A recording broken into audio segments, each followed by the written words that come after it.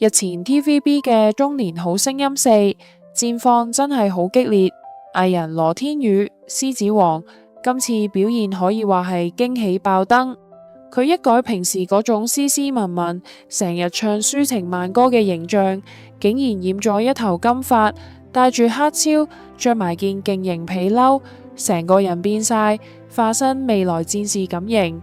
一出場仲要單膝跪地，氣場即刻拉滿。佢揀咗一首 Why You Gonna Lie 大 soul rap 功，唔單止唱，去到尾段仲跳埋勁舞，真係唱跳兼備。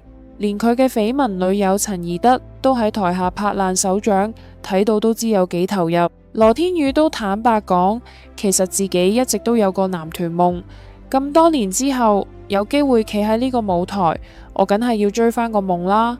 而現場5位評審對佢今次嘅突破都幾欣賞，覺得佢玩得夠大膽。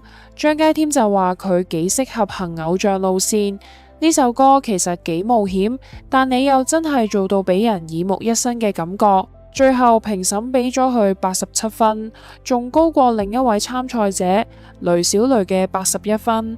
本來以為穩穩陣陣，點知結果竟然係被科出局，真係跌晒眼鏡。呢個結果一出，網民即刻炸鍋，紛紛話唔公平，替佢唔抵。社交網洗晒版嘅留言，最低分都唔使走，咩賽制嚟㗎？咁不如唔好計分啦。唔係應該雷小雷 out 咩？唱到咁差，咬字又唔清，完全唔好聽。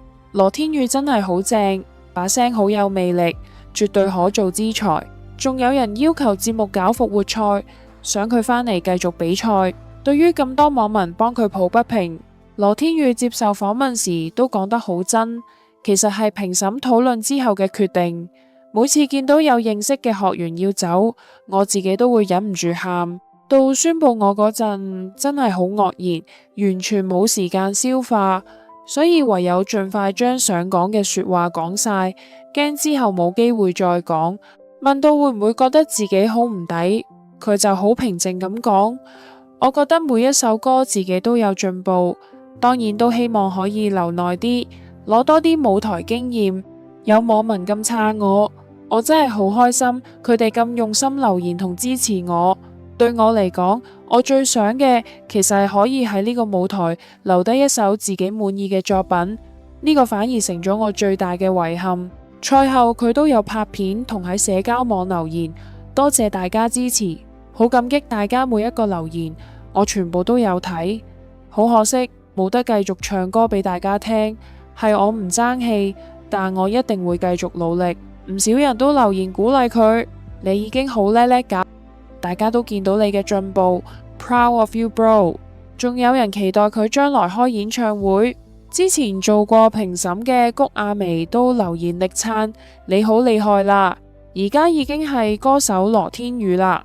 另外，好友周志康都發文支持，爆料話羅天宇為咗今次比賽，其實克服咗好多心理關口同困難。